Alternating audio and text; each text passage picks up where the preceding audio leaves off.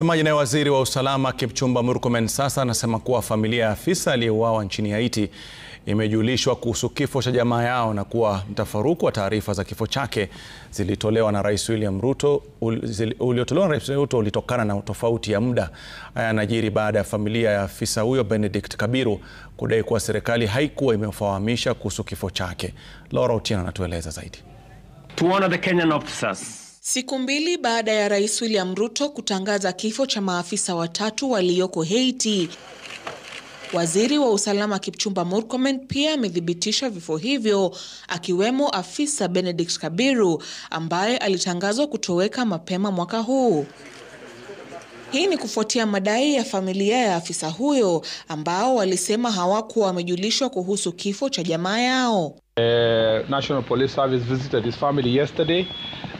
It may have been, I saw some people raised concerns that the message from the president went public before his family was visited.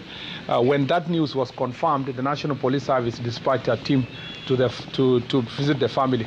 But the synchronization of time made it such that by the time the president was making the statement, I think our officers had not reached the family.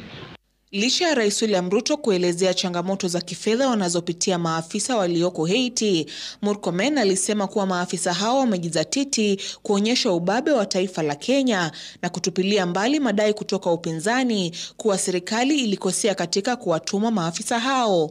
This was conscious decision made by the government of Kenya with the support of its parliament, made by the president with the support of the executive, with the parliament, cabinet approving, parliament approving. So no one should let you know that it was a clandestine decision between one or two people. This was a whole government decision, and with all the support from our Security Council, security architect, that this was the right thing to do.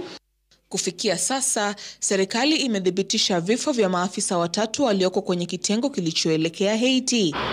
Idara ya polisi imesema kuwa mwili wa afisa mmoja aliyeaga itafikishwa humu nchini siku ya Ijumaa.